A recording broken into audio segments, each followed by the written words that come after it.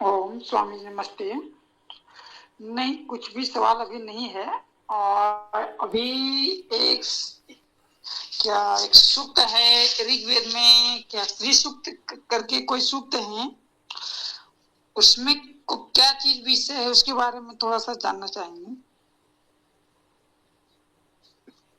ओम। देखिए, ये प्रश्न थोड़ा सा उपयुक्त नहीं लगा। आपको ये बताना होगा कि ऋग्वेद का कौन सा सूक्त है जिस पर चर्चा करने। जैसे भी सीताराम जी ने अनेक सूक्त लिख दिए हैं। यदि आपको लगता है कोई सूक्त चर्चा के योग्य है विशेष, तो वो सूक्त की संख्या लिख दें, फिर उस पर बात की जाए। वो श्री सूक्त हो या कोई सूक्त हो, वो तो बाद में देखा जाएगा। नामकरण तो हो जाता है, सूक्त में कोई विशेष बात लगती है तो उसके नाम से उसे जाना जाने लगता है, अन्यथा सूक्त का कोई ऐसा नाम मूल वेद में होता नहीं है। तो ये सूक्त का ही बारे में थोड़ा सा बता दीजिए, क्योंकि सूक्त कहाँ से उत्पन्न हुआ, सूक्त शब्द कैसे हो रहा है यूज, मतलब वेदों में। इसकी जानकारी कुछ दे सकते हैं तो कृपया करें। ओम।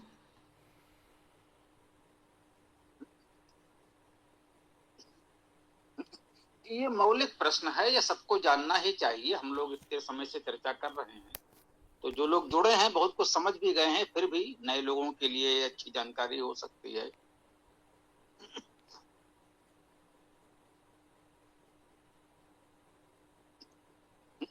देखिए, वेद जो है, जो मान लीजिए कि मंत्रों का संकलन है। मंत्र का अर्थ है छोटी छोटी कविताएं। ये बोलचाल की भाषा में आप समझें, 2-4 पंक्तियों की जो छोटी छोटी कविताएं होती हैं, उनको आप वेद की भाषा में मंत्र कह सकते हैं। ठीक है। वो दोहा, चौपाई आदि आदि आधुनिक भाषा में अलग छंद है, और वेद में गायत्री, उष्णेक, अनुष्टुप, त्रिष्टुप, बृहति, पंक्ति, वेद में ये इस प्रकार के छंद हैं। तो छंदों में बनी हुई छोटी छोटी रचनाएं जो वेद में संकलित हैं, उनको हम मंत्र कहते हैं। और ऐसे कई मंत्रों का संकलन सूक्त कहलाता है। सूक्त का अर्थ है कई मंत्रों का, कई कविताओं का एक संकलन। जैसे समय आप गीत कहें तो गीत में कई अंतरे, कई बंध होते हैं, या गजल कहें तो उसमें कई शेर होते हैं। तो सूक्त में, है ना, एक सूक्त में कई मंत्र होते हैं। अब वो कितने मंत्र एक सूक्त में होंगे इसका कोई नियम नहीं है। एक सूक्त के मंत्र, मतलब एक मंत्र का सूक्त भी कहीं कहीं मिल जाता है, और एक सूक्त में 100 मंत्र भी हो जाए तो कोई बड़ी बात नहीं है, कहीं कहीं मिल सकता है अपवाद स्वरूप। सामान्यतः आप कह सकते हैं लगभग 10 मंत्रों के आसपास सूक्त होते हैं। 5, 10, 15 मंत्रों के सूक्त आपको अधिकतर मिलेंगे जो सामान्यतः मिलते हैं। तो यूं कहिए कि 5, 10, 15 मंत्रों का समूह सूक्त कहलाता है। तो सूक्त केवल एक तकनीकी शब्द है। अब वो सूक्त का गठन कैसे होता है, इसका कोई बहुत निश्चित गणितीय नियम तो नहीं बता सकते, लेकिन सामान्यतः एक साथ कुछ मंत्र हुए जिनका विषय एक हो। जैसे हम ऋग्वेद का पहला सूक्त है अग्नि सूक्त। इस सूक्त का देवता अग्नि है, अग्नि के विषय में कहा जा रहा है तो अग्नि सूक्त कहा गया। अब इस पूरे सूक्त में छंद गायत्री है, और ऋषि भी संभवतः एक ही होगा। तो इस प्रकार से ऋषि देवता छंद की समानता एक सूक्त में आपको दिखी, परंतु सभी सूक्तों में ऐसा नहीं होगा कि ऋषि देवता छंद सब समान हो। सामान्यतः विषय एक लगभग होता है। यूं कह लें, देवता जो कहते हैं मंत्र में, वो उस मंत्र का विषय होता है जिस विषय में बात की गई है। तो उसको हम लोग उस सूक्त का देवता कह सकते हैं। तो सूक्त में देवता के आधार पर अधिकतर सूक्तों का गठन हुआ। जैसे यजुर्वेद में शिव संकल्प सूक्त कहते हैं, तो उसमें 6 मंत्र हैं, और सभी मंत्रों में आता है तन्मे मनासु संकल्प मस्तु। तो उसे, उसका देवता मन है। उस सूक्त में मन के विषय में बताया गया है, तो उसे हम लोग मना सूक्त कह लें, या शिव संकल्प मस्तु सब में आता है तो उसे शिव संकल्प सूक्त कहते हैं। अब शिव संकल्प सूक्त कहते हैं, ये कोई मूल वेद में लिखा हुआ नहीं है, सभी मंत्रों में आ रहा था, तो कौन सूक्त? अरे बोले वो शिव संकल्प वाला सूक्त, जिसमें शिव संकल्प आता है वो वाला सूक्त। अग्नि सूक्त, जिसमें वो सभी मंत्रों में अग्नि शब्द चल रहा है, अग्नि के बारे में बताया जा रहा है, वो अग्नि सूक्त। तो ये आगे चल के धीरे धीरे प्रचलन के आधार पर कुछ सूक्त विशेष नामों से प्रचलित हो गए। ऐसा नहीं कि पूरे वेद में सूक्तों का नाम रखा गया हो, ये नाम धीरे धीरे पड़ गए, बोलचाल में प्रचलित हो गए, तो कुछ संहिताओं में धीरे धीरे लिखे भी जाने लगे। तो इतना मान लें कि कुछ मंत्रों का समूह सूक्त कहलाता है, ये वेद में सूक्त है। उसका नाम कोई होना आवश्यक नहीं है। कुछ सूक्त विशेष नामों से प्रचलित हो गए हैं, जैसे पुरुष सूक्त, नासदी सूक्त, जैसे भी हमने कहा शिव संकल्प सूक्त, अग्नि सूक्त, इंद्र सूक्त। अब लोग कहते हैं भाई इंद्र क्या है? भाई इंद्र सूक्त है पूरा पूरा ऋग्वेद में, पढ़ लीजिए इंद्र क्या है, समझ में आ जाएगा। तो अब वो इंद्र सूक्त क्यों है? अब वो सजना से इंद्रा, 15 मंत्र हैं उस सूक्त में, और सभी मंत्रों के अंत में आता है सजना से इंद्रा, वही इंद्र लोगों। तो वह इंद्र कौन है, क्या है, कैसा है, वो बताया गया है, और सभी मंत्र के अंत में आता है सजना से इंद्रा, तो वो इंद्र सूक्त हो गया।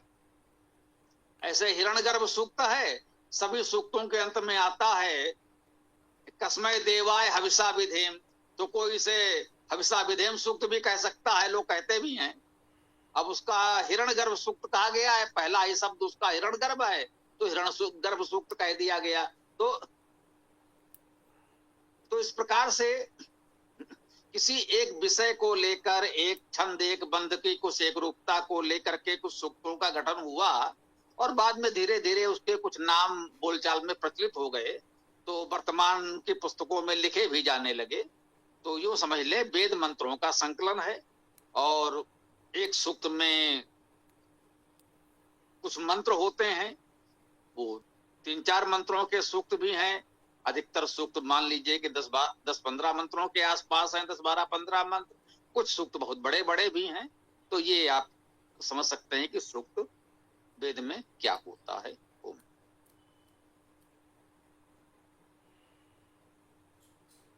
नमस्ते। ओम। तो स्वामी जी, एक सवाल अब ये हो गया कि जैसे कि सूत्र ठीक है, कैसे पढ़ गए वो ठीक है, तो जैसे कोई भी सूत्र नाम रख रहा है, तो पहले जो संहिता थी उसमें जो मंत्र की संख्या जैसे सीरियल होगा, आज के समय में यदि पहले जब सूक्त नाम पढ़ रहा होगा उस समय, तो सबका मंत्र का जो सीरियल है उसके हिसाब से ही तो रहना चाहिए, तभी सूक्त के आधार पे कहीं कहीं से उठाया गया होगा। ओ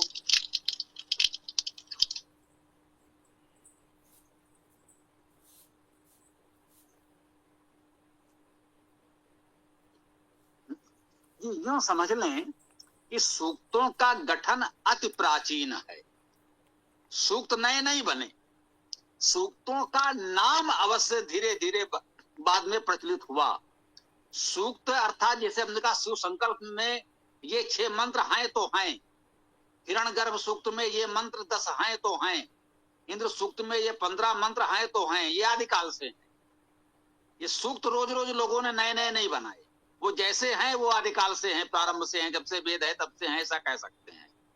बस ये कह सकते हैं कि सभी सूक्तों के नामकरण नहीं हुए हैं। कुछ अति प्रचलित सूक्तों का व्यवहार में धीरे धीरे नामकरण हो गया, वो लिखा जाने लगा। तो सभी सूक्तों पर नाम लिखे नहीं मिलते हैं, हम केवल ये बताना चाह रहे हैं। सूक्त तो जैसे आज है वैसे ही प्रारंभ से थे। हाँ, जो शाखा भेद कहा जाता है उसमें ये थोड़ा बहुत अंतर हो सकता है। किसी बहुत बड़े सूक्त को हो सकता है उन्होंने 2-3 सूक्तों में बांट दिया हो, कुछ छोटे छोटे सूक्तों को मिलाकर एक सूक्त बना दिया हो। तो जो 1127 से 1131 शाखाएं कही जाती हैं, उनमें इस प्रकार के छोटे मोटे संपादन के भेद हो सकते हैं। सामान्यता आप मानकर चलें जो वेद आज आप पढ़ रहे हैं, मंत्र सूक्त आदि का गठन प्राचीन काल से लगभग यथावत है, ऐसा हमको लगता है। बहुत बहुत धन्यवाद स्वामी जी। ओम।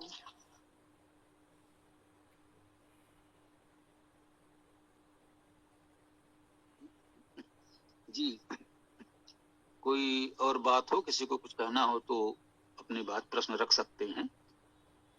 बोलिए।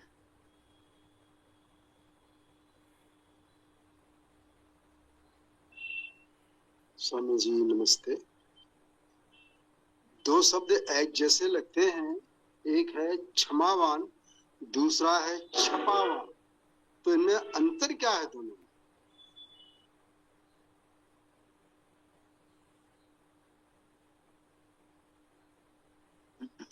जो शब्द आपने बताए उनकी वर्तनी में कोई अंतर है, कोई वर्ण में अंतर है, बोलने सुनने में संभवतः उतना स्पष्ट नहीं हुआ होगा, तो बोलकर स्पष्ट कर सकें या लिखकर तो देखा जाए, और जहां ना हो तो इसको लिख दीजिएगा समूह में, तो विचार किया जाएगा, दो शब्द स्पष्ट करें, प्रयास करें। वर्तनी वर्ण बिल्कुल वही है या कुछ अंतर है?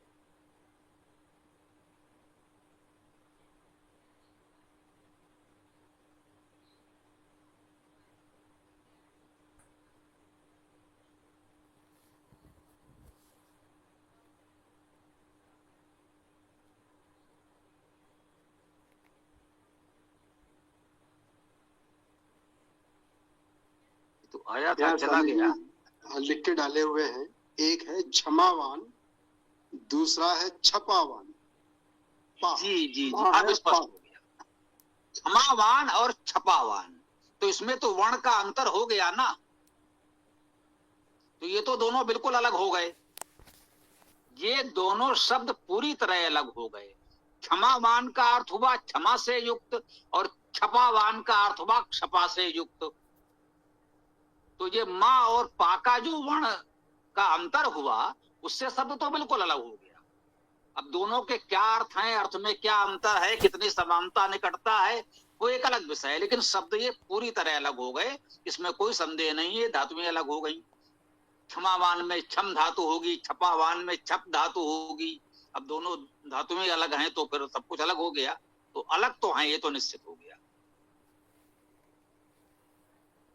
तो यदि कुछ अपने पास में हो इनका साधन, तो इनको बतावें, इनको कैसे अलग अलग समझा जाए। ये धात्वाद कोश में देखिए, वहां पर आपको धातुएं मिलेंगी, धातुओं के अर्थ मिलेंगे, तो अर्थ जो भी है अलग अलग वो मिल जाएगा। हम भी करेंगे तो वही देख के बताना पड़ेगा, है ना।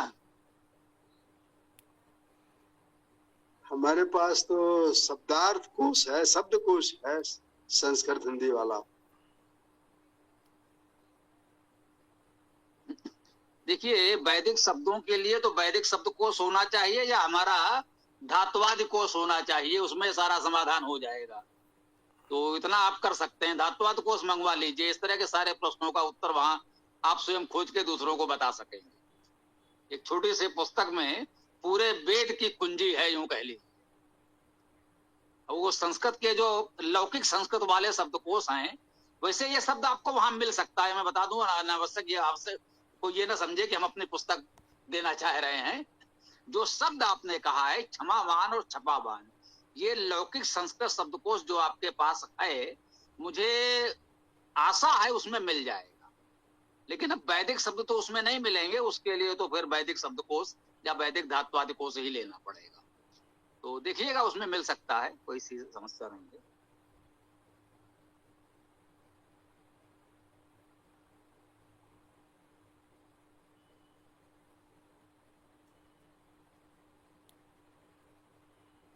जी स्वामी जी, कुछ शब्द इस तरह भी हैं जैसे आरंभ और प्रारंभ, निमंत्रण और आमंत्रण। तो धातु तो इनमें लगभग समान है, पर इनमें कहाँ किस शब्द का प्रयोग करेंगे और किस भाव में होगा, तो इस पर थोड़ा और बता दीजिए। देखिए, इसमें धातु वही है, और जब वेद आप पढ़ रहे होंगे तो अर्थ का कारक मुख्य रूप से तो धातु ही होगा, अंतर है उपसर्ग में, ये देखिएगा, है ना। धातु वही है, उपसर्ग अलग अलग है। मंत्र धातु हो गई, या मन धातु से मंत्र बन गया, मंत्रण बन गया। अब आमंत्रण, निमंत्रण, आ और नि, ये उपसर्ग अलग अलग लग गए। तो होता क्या है, उपसर्गों को लगने से जो मूल अर्थ निकलेगा वो तो धातु से निकलेगा, इसमें कोई संदेह नहीं। लेकिन उपसर्ग इसलिए लग जाते हैं लौकिक, देखिए वैदिक और लौकिक का अंतर समझना होगा। वेद में जब आप अर्थ करेंगे तो धातुओं पर पूरी तरह निर्भर रहें। लोक में होता क्या है, किसी का जो हम नामकरण रखते हैं या विशेष बात को व्यक्त करने के लिए, सूक्ष्म अंतर दिखाने के लिए हम उपसर्गों में परिवर्तन कर देते हैं, है ना। अब इसमें प्रश्न करते हैं भाई आमंत्रण किसके लिए प्रयोग हो रहा है, निमंत्रण किसके लिए प्रयोग हो रहा है।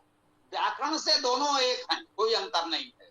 वेद में आएगा तो दोनों एक है, कोई अंतर नहीं है। अब लोक में कह सकते हैं भाई निमंत्रण, अपने विशेष लोगों को जाकर व्यक्तिगत रूप से निमंत्रण दिया। आमंत्रण आपने कह दिया, सामूहिक रूप से कह दिया भाई हमारा ये कार्यक्रम आयोजन है, भाई आप सब आइएगा। तो अब ऐसा कोई अंतर हो, मतलब व्याकरण से तो एक ही है। अब ये लोक व्यवहार में कैसे प्रचलित हो गया है वो कह सकते हैं बस लोक मान्यता का प्रश्न है। उसमें ये नहीं कह सकते कि ये वाला सही है कि वो वाला सही है। इसमें आप किसी को बिल्कुल सत्य या असत्य जैसा मत बताइएगा, सही है या नहीं है जैसी बात न करें तो उचित होगा।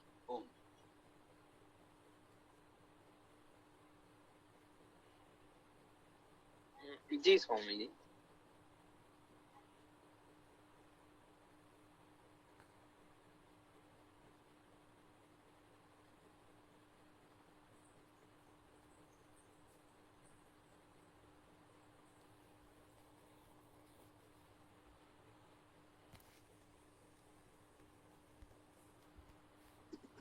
ये अभी जो आपने कहा था, देखिए छप धातु है जो इसमें पा आपने बताया था।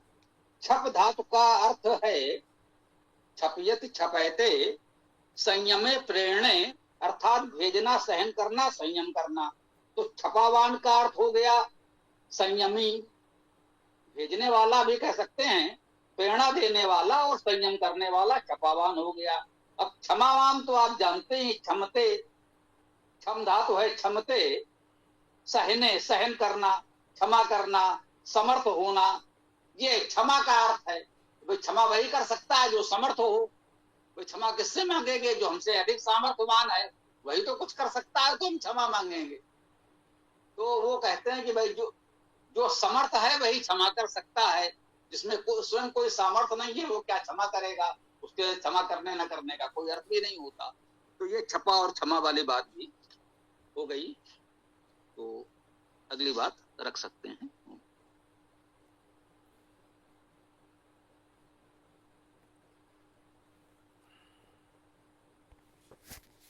स्वामी जी एक शब्द है ओदन, ये ओदन शब्द का क्या अर्थ होता है?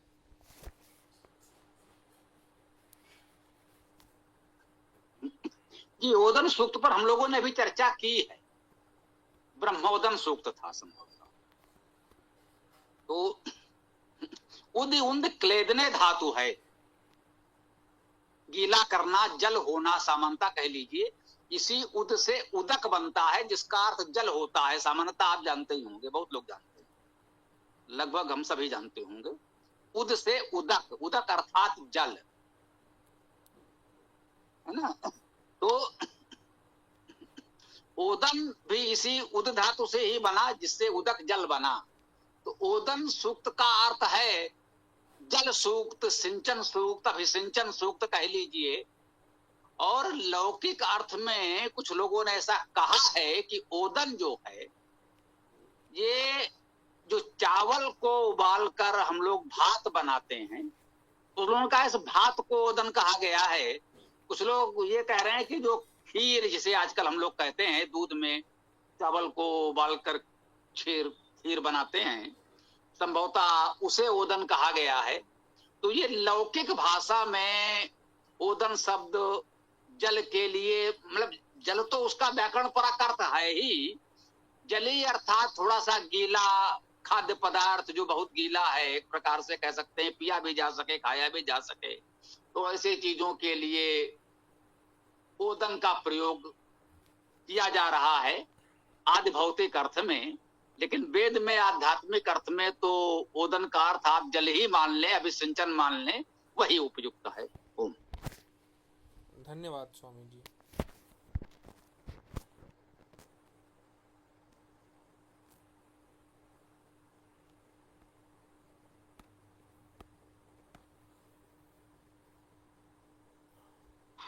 ओम नमस्ते स्वामी जी।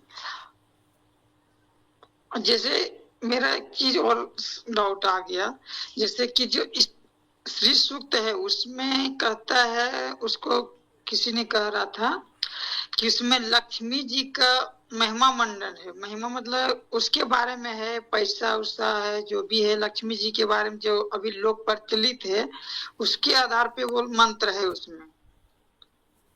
इसके बारे में कुछ जानकारी देने की कृपा करें। ओम।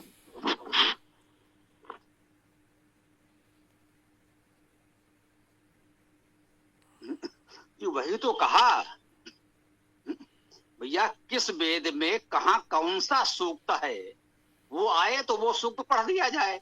अब तक हमारी जानकारी में वेद में कोई ऐसा सूक्त नहीं आया है। हम ये नहीं कहते नहीं है भाई, हो सकता है हम न ध्यान दे पाए हो, कहीं पढ़ा हो इतने वेद में। तो भाई यदि किसी की जानकारी में आया है तो वो बताए कि वो कौन सा सूक्त है, तो हम इस गोष्ठी में उस सूक्त पर चर्चा करेंगे। लेकिन जब तक यह पता नहीं चलेगा वो सूक्त कौन सा है, किस वेद में कहां पर है, तब तक कैसे उस पर कुछ कहा जा सकता है।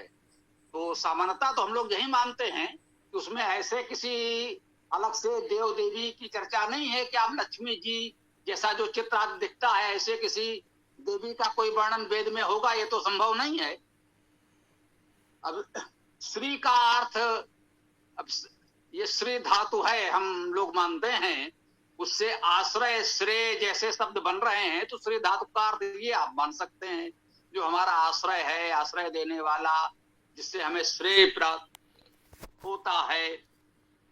तो उसका आशय तो हम लोग इस रूप में ले सकते हैं। और श्री शब्द वेद में आया है ये हम मानते हैं, ये हम नहीं कह सकते कि वेद में कहीं श्री शब्द नहीं आया होगा। तो बहुत से मंत्रों में श्री शब्द आया होगा। अब किसी व्यक्ति ने यदि श्री शब्दों वाले कुछ मंत्रों को एकत्र करके अलग से एक पुस्तक छाप दी, बोले ये श्री सूक्त, तो इस तरह से किया जा सकता है। हमने देखा ऐसे कुछ लोगों ने विश्वकर्मा वाले मंत्रों को खोज करके एक बड़ी पुस्तक बना दी थी, विश्वकर्मा करके।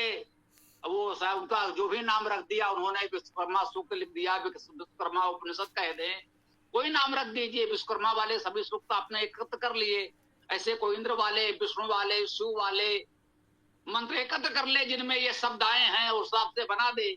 तो ये तो कोई भी कर सकता है, लेकिन वेद में कोई एक सूक्त विशेष रूप में श्री का है, ये हमारी जानकारी में नहीं। यदि कोई कह रहा है कि ये वाला सूक्त है, तो वो सूक्त बताएं किस वेद में कहा किस स्थान पर है, तो उस सूक्त को देख करके हम लोग आगे बात करें, ठीक है ना। जी धन्यवाद स्वामी जी।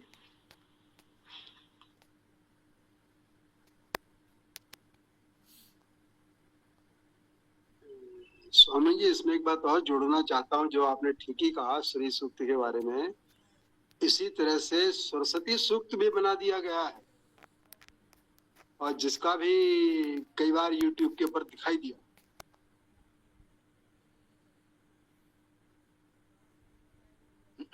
ये ठीक बात है, अपनी रुचि के अनुसार लोग इस प्रकार के मंत्रों का संकलन कर रहे हैं। तो कहेंगे चलो किसी भाव से वेद मंत्रों का प्रचार प्रसार कर रहे हैं, ये अच्छी बात है। हमने कहा ना किसी भाव से करें, वो विष्णु वाले मंत्र एकत्र कर लें, विष्णु सूक्त बना लें, शिव वाले मंत्र एकत्र कर लें, शिव सूक्त बना लें, सरस्वती सूक्त, श्री सूक्त, अच्छी बात है। किसी भी भाव से कुछ वेद मंत्रों का पठन पाठन प्रचार प्रसार होगा, फिर बाद में देख लिया जाएगा कि उनका सही अर्थ, सही उपयोग क्या है, वेद में कहा कैसे है। तो वो तो करने दीजिए, अच्छी बात है, उससे हमारा कोई विरोध नहीं है। पढ़ रहे हैं वेद मंत्र ही ना, जैसे भी, ठीक बात है।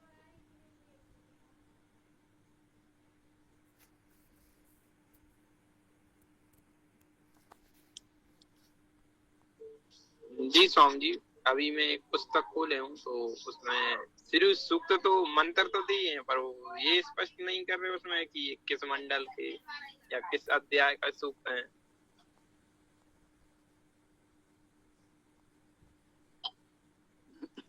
जी कहा ना, यही समस्या है। कुछ मंत्रों में श्री शब्द आया होगा, उन सूत्रों उन मंत्रों का संकलन कर लिया होगा उन्होंने। अब वो वेद में कहाँ है ये कैसे खोजें? हो सकता है उन्होंने कुछ वेद के मंत्र लिए हों, कुछ और यहाँ वहां से श्लोक भी उसी में संयुक्त कर दिए हों। अब वो तो देख रहे हो तो देखो, उसमें सब वेद के ही हैं या कुछ अवैदिक भी हैं, लेकिन कुछ वेद मंत्र हैं, इसी माध्यम से पढ़ रहे हैं तो ठीक है, पढ़ने दीजिए, अच्छी बात है।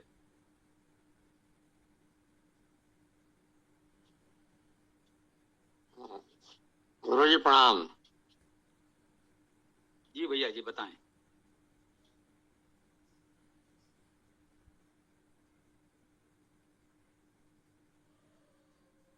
जी पीसी सिंह बताइए।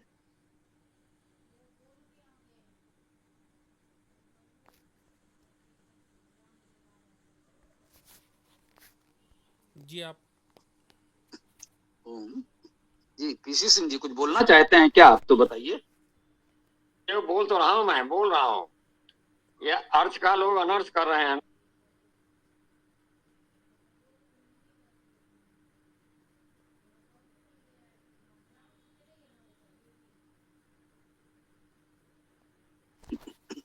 हाँ, अर्थ का लोग अनर्थ कर रहे हैं, केवल इतनी बात आपने बोली जो सुनाई पड़ी।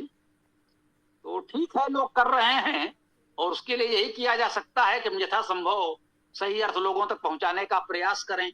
वही तो हम लोग कर रहे हैं कि एक एक शब्द का धातुज अर्थ, प्रमाण सहित व्याकरण परक अर्थ पढ़ने पढ़ाने का प्रयास कर रहे हैं। फिर भी हम कहते हैं कि चलो, जो लोग सही अर्थ नहीं समझ पा रहे हैं, नहीं कर पा रहे हैं, यदि वेद मंत्र पढ़ रहे हैं तो उनसे अच्छे हैं जो वेद नहीं पढ़ रहे। भले ही उतना सही अर्थ उन तक न पहुंच रहा हो, वेद मंत्र तो सही पहुंच रहा है। वेद पढ़ने का अभ्यास हो तो धीरे धीरे सही अर्थ भी सीख जाएंगे। पहले जैसे तैसे उन्हें वेद तो पढ़ने दें। तो वेद पढ़ने वाले उनसे अच्छे हैं जो वेद नहीं पढ़ रहे, और जो वेद पढ़ने लगे हैं उनको प्रयास किया जाए कि सही अर्थ करना सीखें, व्याकरण परक धातुज अर्थ कैसे करना है वो विद्या सीखें। तो क्रमशः लोगों को बढ़ने दीजिए, ठीक बात है। गुरुदेव, आपने रावण के लिए लिखा 10 ग्रीव वैदिक इतिहास में, 10 ग्रीव, उसको 10 मुंह बना दिया। और इसी तरह से 33 करोड़ देवता बना दिया, 33 कोट की जगह 33 करोड़ देवता बना दिया। ये तो अनर्थ सा हो रहा है ना। देखिए, लोक में सब लोग अपनी रुचि के अनुसार चलते हैं और धीरे धीरे परिष्कार भी होता है। आप देखेंगे, मुझे अच्छा लगा, इधर बहुत से धारावाहिक नाटक हम लोगों ने देखे हैं जिसमें रावण एक सामान्य मनुष्य के रूप में ही है, एक सिर है, 2 हाथ हैं, जैसा एक सामान्य व्यक्ति होता है वैसा ही है। एक उसके स्तर का राजमुकुट है, भाई एक महान सम्राट है, उस स्तर का एक अच्छा भव्य राजमुकुट है, और उस रूप में है। इधर सब जगह ये 10 सिर लगाने की परंपरा इधर कुछ टूटी है, अच्छी बात है। लोगों को लगा कि हास्यास्पद हो जा रहा है। अब कुछ लोग परंपरागत रूप से बना भी देते हैं और धीरे धीरे इधर उसको लोग मुक्त भी हो रहे हैं। तो ऐसे ही ये जैसे ही शिक्षा की जागरूकता होगी, लोग पढ़ेंगे, सही बात जानेंगे, तो इन बातों से मुक्त हो जाएंगे। तो उसके लिए यही है कि विद्या का प्रचार प्रसार जितना किया जाए, पढ़ना पढ़ाना जितना हो सके, उसी से इन सबका समाधान हो पाएगा, यही कहा जा सकता है। प्रयास करते रहें, धीरे धीरे सफल भी होंगे। जी स्वामी जी, इसमें श्री सूक्त में एक वाक्य लिखा है उन्होंने, ना क्रोधो ना मर्तस्य ना लोभो ना शुभामति भवन्ति किरण पुण्यानां भवक्ता श्री सूक्तम जापिनाम। तो ये तो इनका बना हुआ है ना, ये श्री सूक्त जापिनाम, ऐसा शब्द तो वेद में कहीं नहीं आया। देखिए, ये श्लोक आपने जो पढ़ा वो वेद मंत्र हो ही नहीं सकता, इसकी भाषा वैदिक नहीं है, लौकिक संस्कृत है। और ये अभी कुछ समय पहले किसी ने लिख दिया होगा। मैंने अभी कहा था ना, वेद से कुछ मंत्र उन्होंने तलाश लिए जिसमें श्री शब्द आता हो, और एक ये श्लोक उन्होंने अपनी ओर से अंत में जोड़ दिया, तो लो भाई ये श्री सूक्त पढ़ो तो कल्याण हो जाएगा। तो जो पौराणिक शैली है कि बस इसको पढ़ो, इसको जपो, इनको इस तरह से पूजा करो, तो सब कल्याण हो जाएगा। तो प्रचार प्रसार का एक माध्यम लोगों ने मध्यकाल में निकाला होगा कि भाई ऐसे तो कोई पढ़ेगा नहीं, उनको बता दिया कि भाई इसका पाठ प्रतिदिन किया करो तो तुम्हें ये लाभ होगा। तो जनसामान्य के पास इतनी बुद्धि तो है नहीं, उसको एक लालच दिया गया कि भाई आप इस सूक्त का पाठ प्रतिदिन करेंगे तो आपको ये लाभ होगा। जैसे यदि आप ये बताएं कि यदि आप प्रतिदिन इंद्र सूक्त का लाभ, इंद्र सूक्त का पाठ करेंगे तो इंद्र का अर्थ है परमेश्वर, आपको परमेश्वर की प्राप्ति होगी। अब ऐसे तो कोई वेद पढ़ नहीं रहा है, ये बता दिया जाए कि आप प्रतिदिन इंद्र सूक्त का पाठ करें तो आपको इंद्र पद अर्थात परमेश्वर की प्राप्ति होगी। तो हो सकता है इस लालच में बहुत से लोग प्रतिदिन इंद्र सूक्त का पाठ करने लगे, तो धीरे धीरे उनको इंद्र सूक्त कंठस्थ भी हो जाएगा। जब लाखों करोड़ों लोग इस भाव से ही सही इंद्र सूक्त का पाठ करेंगे तो कुछ लोगों के मन में आएगा इसका अर्थ भी जाना जाए। पढ़ते पढ़ते कुछ अर्थ समझ में आएगा, कुछ लोगों के मन में आएगा और तो अर्थ जानने की ओर भी बढ़ेंगे, तो धीरे धीरे स्वाध्याय की प्रवृत्ति होगी। तो मध्यकाल में ये एक माध्यम अपनाया गया था, ग्रंथों को सुरक्षा और प्रचार प्रसार के लिए ये कहा गया कि भाई ये धर्म ग्रंथ है और इसका पाठ करना हमारा धर्म है, तो भाई प्रतिदिन इसका पाठ किया करो। तो उसके पश्चात ये हुआ कि कुछ लोगों ने अपने पुस्तकें लिखी और कह दिया ये धर्म ग्रंथ है, इसका पाठ किया करो। तो वो प्रचार का, संरक्षण का एक माध्यम था। और वेद के लिए तो हम इतना अवश्य कह सकते हैं कि यदि किसी भी अन्य ग्रंथ के पाठ से कोई लाभ हो सकता है तो वेद के पाठ से उसकी तुलना में कहीं अधिक लाभ होगा। वेद में इतने सुदीर्घ काल का, इतने ऋषियों का तप, साधना, स्वाध्याय जुड़ा हुआ है, तो निश्चित रूप से वेद मंत्रों में अन्य की तुलना में कहीं अधिक शक्ति सामर्थ्य है आध्यात्मिक दृष्टि से, धार्मिक दृष्टि से। तो यदि कोई लाभ किसी अन्य ग्रंथ से, पाठ आदि से हो सकता है तो ये हम पूरे विश्वास से कह सकते हैं वेद का पाठ स्वाध्याय करने से उससे कहीं अधिक लाभ होगा। ये बात आप दृढ़ता से प्रचारित कर सकते हैं, करना चाहिए। आज के वातावरण में ये उपयोगी होगा। लोग इस माध्यम से वेद से जुड़ेंगे और जब वेद से जुड़ेंगे, पाठ स्वाध्याय करेंगे तो ईश्वर कृपा से वेद मंत्रों में कुछ तो विशेषता है, उनका कुछ लाभ भी होगा, जिनका हित होगा वो दूसरों को बताएंगे और इस प्रकार से वेद पाठ की परंपरा आगे बढ़ेगी। ये आपको करना भी चाहिए।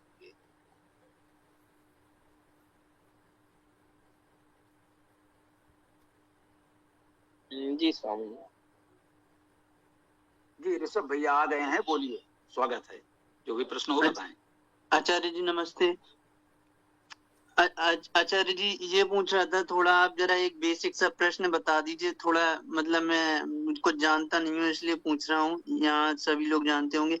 थोड़ा आप व्याकरण की महत्वता पर प्रकाश दे देंगे? अष्टाध्यायी पर ही पहले दे दीजिए।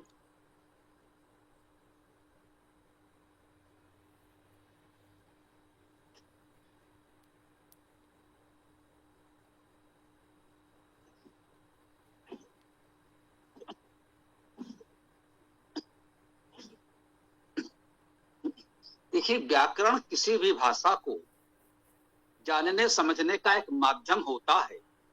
व्याकरण की जानकारी इसीलिए होती है कि उस भाषा को हम समझ सकें, उसका उपयोग कर सकें, बोल सकें।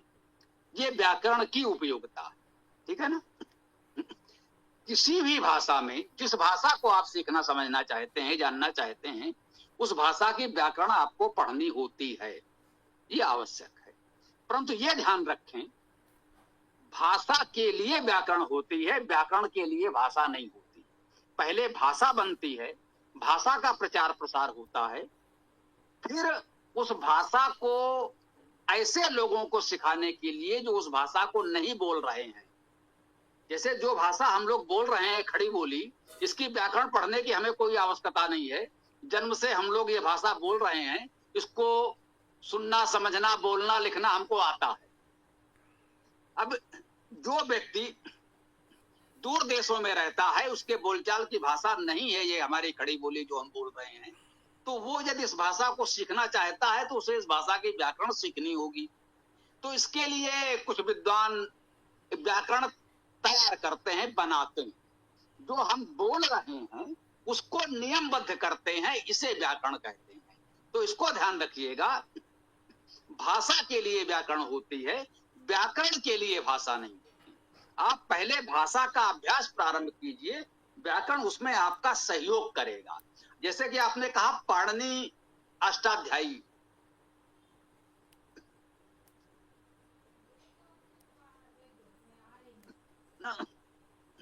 तो अष्टाध्यायी आज तक जितनी व्याकरण विश्व में उपलब्ध है, ये सब लोग मानते हैं कि अष्टाध्यायी भाषा शास्त्र का व्याकरण का महान ग्रंथ है, इसमें कोई संदेह नहीं है। पंचपाठी व्याकरण पद्धति है, उसमें अष्टाध्यायी एक है। ठीक, अष्टाध्यायी अपने आप में संपूर्ण व्याकरण नहीं है, पंचपाठी व्याकरण है, अर्थात व्याकरण की 5 मुख्य शाखाएं हैं, उनमें से एक शाखा है ये जो ये व्याकरण के नियम सूत्र हैं, वो अष्टाध्यायी कहलाती है। तो ये इसे सूत्र पाठ कहते हैं। ऐसे ही धातु पाठ होता है, वो बहुत महत्वपूर्ण है। हम कहते हैं कि सूत्र पाठ से भी अधिक महत्वपूर्ण धातु पाठ है, गण पाठ है, उड़ादि सूत्र हैं, ऐसे ही लिंगानुशासन है। तो ये सभी ग्रंथ व्याकरण के हैं, महत्वपूर्ण हैं, लेकिन ये शास्त्रीय हैं। और एक बात जान लीजिए कि पाणिनि अंतिम व्याकरणाचार्य हैं, प्रथम नहीं हैं। जो व्याकरण की परंपरा पहले से चली आ रही थी, पाणिनि ने अपने समय की भाषा में जो परिवर्तन हो गया था, उस परिवर्तन को स्पष्ट करते हुए उसको संपादित करके ये पुस्तक प्रस्तुत की है। अष्टाध्यायी या कोई भी पुस्तक पाणिनि ने लिखी नहीं है, वे लेखक नहीं हैं, वे केवल संपादक हैं। पुस्तक पहले से चली आ रही थी, उसका उल्लेख उन्होंने स्वयं किया है। इंद्रस चंद्र आकाश कृष्णा आपिसल पाणिनि तथा, ये परंपरा कही जाती है। सबसे प्राचीन व्याकरणाचार्य इंद्र हैं, उसके बाद चंद्र हैं, काशकृष्ण हैं, आपिसल हैं, पाणिनि हैं, ये प्राचीन आचार्य हैं। पाणिनि अंतिम है और सर्वाधिक प्रचारित हैं। आज यूं कह लीजिए कि अंतिम संपादन उन्होंने किया जो हमारे समझ है। पाणिनि से पहले वैदिक भाषा थी, पाणिनि के समय में वैदिक भाषा में परिवर्तन होकर वो लौकिक संस्कृत भाषा बन गई है। इसीलिए पाणिनि स्थान स्थान पर बताते हैं इत वेदे इत छंदसी, ऐसा वेद में है, ऐसा छंदस अर्थात वैदिक भाषा में है, ये लोक भाषा में है जो उनके समय में बोली जा रही है, जो पाणिनि के समय में बोली जा रही है। आज के समय में जो भाषा हम लोग बोल रहे हैं, जिसे भी हम लोग खड़ी बोली कह रहे हैं, जो भी आप नाम देते हैं, आर्य भाषा दयानंद जी ने कहा, तो इस तरह से पाणिनि के समय में जो भाषा बोली जा रही थी, उसकी व्याकरण उन्होंने उस रूप में उसको प्रस्तुत किया। प्राचीन चली आ रही वैदिक भाषा की व्याकरण को उन्होंने अपने समय की भाषा के अनुरूप, अपने समय की भाषा की प्रवृत्तियों को उसमें सम्मिलित करके संपादित किया है। तो वो निश्चित रूप से भाषा शास्त्र का, व्याकरण शास्त्र का महान ग्रंथ है। उसे जितना आप पढ़ समझ सकें बहुत उत्तम रहेगा। परंतु ये जो प्रचारित किया जा रहा है कि अष्टाध्यायी, महाभाष्य और ये सब के जब तक आप विद्वान नहीं हो जाएंगे वेद नहीं पढ़ सकते, ये निश्चित रूप से ठीक नहीं है। ये लोगों को एक प्रकार से वेद से दूर करने का षड्यंत्र है। मैं कटुता से कहता हूं, भाई वेद का पढ़ना आप आरंभ कर दीजिए, जहां कोई समस्या आएगी, यदि आप उतने विद्वान नहीं है तो किसी जानकार से पूछ लीजिएगा, वेद पढ़ना आरंभ करिए। और फिर यदि आप व्याकरण के बहुत बड़े विद्वान बन सकें, बहुत अच्छी बात है, स्वागत योग्य है। यही मैंने कहा था, जब आप वेद के इतने बड़े विद्वान होना चाहें, लोगों से शास्त्रार्थ करना चाहें, इस पर आप करें कि नहीं इसमें अद्वैत है कि त्रैत है, क्या है, एक एक शब्द के बिल्कुल उस स्तर का आपको करना हो, विद्वानों से शास्त्रार्थ करना हो, उन्हें पराजित करना हो, तो फिर आपको जितनी योग्यता हो उतना अच्छा है। परंतु सामान्य रूप से वेद को जानने समझने के लिए अष्टाध्यायी महाभाष्य का विद्वान होना आवश्यक नहीं है। यद्यपि व्याकरण की उपेक्षा करके वेद क्या कुछ भी नहीं पढ़ा जा सकता, ये बिल्कुल स्पष्ट है, व्याकरण का पूरा महत्व है। परंतु एक सामान्य व्याकरण प्रवृत्ति, जिसे हमने कहा धातु आदि को, हमने उस सबका सरलीकरण करके बना दिया है। हमारी सरल संस्कृत व्याकरण पुस्तक आप मंगा लीजिए, छोटी सी पुस्तक में व्याकरण की सभी सामान्य बातें दे दी गई हैं। हम लोग कहते थे भाई नए पद्धति से नई व्याकरण बनाई। एक सज्जन ने आकर के देखा वो कोई सन्यासी वेशधारी थे, विद्वान लग रहे थे, उन्होंने हमारी संस्कृत व्याकरण वाली पुस्तक को पलटा, बोले बातें तो वही हैं, आपने उसको इस तरह लिख दिया है। अर्थात पाणिनि अष्टाध्यायी में जो सूत्रों में बात कही गई थी उसको आज की भाषा में लिख दिया है। अरे भाई, व्याकरण तो वही है, व्याकरण तो कोई बदल नहीं देगा, बस कहने का तरीका ही तो अलग हो सकता है। तो हमने आज की भाषा में लिख दिया, आ प्लस ई इज इक्वल टू ए, आ प्लस ओ इज इक्वल टू ओ, हमने आज की भाषा में समझा दिया जो आज के बच्चे समझ सकें। और पाणिनि ने लिखा आज से 5000 वर्ष पहले जिस तरीके से पढ़ाया जाता था वो शैली है, तो वो शैली आज थोड़ा सा साधारण लोगों के लिए कठिन हो सकती है। जो गुरुकुलों के विद्यार्थी हैं, प्रारंभ से वही पढ़ रहे हैं, उनके लिए वो सामान्य हो सकता है। तो सामान्य लोगों के लिए है कि हमने सरल संस्कृत व्याकरण दे दिया, वेदार्थ प्रकाश दे दिया, धातुवादी कोश दे दिया, वैदिक शब्दकोश बना दिया। इनकी सहायता से साधारण लोग भी बहुत सरलता से वेद का अर्थ कर सकते हैं, समझ सकते हैं। इतना तो कर ही सकते हैं, यदि किसी ने वेद का सही अर्थ किया है या अनर्थ किया है, ये पूरे विश्वास के साथ आप कह सकते हैं कि नहीं ये वाला ठीक है। यदि हमारे ये सरल वाली पुस्तकें भी पढ़ ली हैं, और जो अष्टाध्यायी महाभाष्य का विद्वान होगा उसके तो कहना ही क्या है, वो तो सर्वोच्च है ही, इसमें तो कोई संदेह ही नहीं है।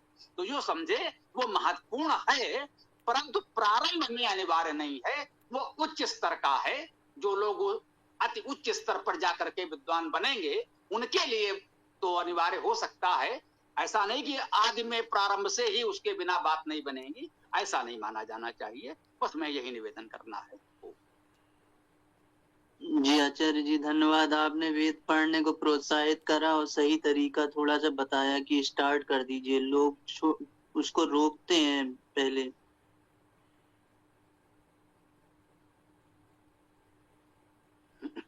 जी, हम यही कह रहे हैं कि वेदायन हो जाए बहुत अच्छा, नहीं तो उसको भी हमने कर दिया वेदाष्टक। चारों वेदों के प्रथम और अंतिम सूक्त, 8 सूक्त 52 मंत्र, इतना तो कर लीजिए। इतना भी कर लेंगे तो एक आत्मविश्वास आ जाएगा कि हाँ भाई आप वेद से जुड़े हैं, वेद से परिचित हैं। धीरे धीरे आपका साहस बढ़ेगा तो और भी आगे आप वेदायन करेंगे और चारों वेद भी धीरे धीरे करें, अच्छी बात है। लेकिन वेदाष्टक से आरंभ कर दीजिए। हम यही कहते हैं, छोटी सी पुस्तक है, मंगाने में पढ़ने में सरल है, आरंभ तो हो कहीं से। तो ठीक बात है, समय भी पर्याप्त हो गया है। कोई अच्छा जी, एक प्रश्न और पूछ लूं? बोलिए। अच्छा जी, ये मैंने अष्टाध्यायी का प्रथम अध्याय का प्रथम पाद अभी शुरू करा है, तो इसमें जैसे ये जो इको गुण वृद्धि, वृद्धि राधेश और आदेश गुणा, ये सब सूत्र जो हैं, उसमें ये घटाने की प्रक्रिया प्रथमा वृत्ति से ही पता पड़ेगी?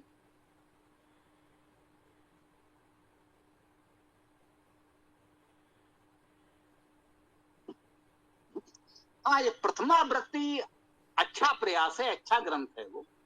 यदि उससे आप पढ़ेंगे तो आपको निश्चित रूप से सरलता होगी, यही कह सकते हैं। यदि आपकी सामर्थ्य इतनी है, स्वयं उसको पढ़ सकते हैं, प्रथमा वृत्ति की सहायता से भी पढ़ सकते हैं, तो बहुत अच्छी बात है। अन्यथा मान लीजिए कोई अधिकारी विद्वान आचार्य यदि हो संपर्क में, उसको पढ़ाएं, उससे मिल करके पढ़ें बैठ करके उसके पास, तो और भी अच्छा होगा, ये कह सकते हैं। लेकिन हम हतोत्साहित नहीं करेंगे कि कोई विद्वान आचार्य नहीं है तो आप पढ़ें कैसे। अरे भाई, आपके पास ईश्वर ने बुद्धि दी है, आप पुस्तकों के सहारे भी विद्वान बन सकते हैं।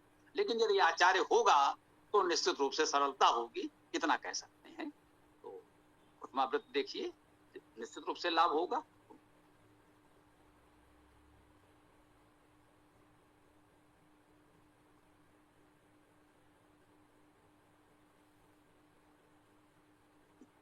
ठीक है, पर्याप्त समय भी हो गया है, तो अब चाहें तो वेद पाठ करके समापन कर लें। वेदाष्टक के क्रम से तो अथर्ववेद का प्रथम सूक्त तो होना चाहिए, या फिर जैसा भी आप लोग उचित समझें, वेद पाठ के साथ समापन करें।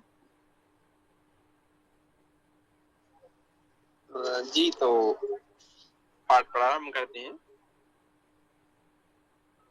अथर्ववेद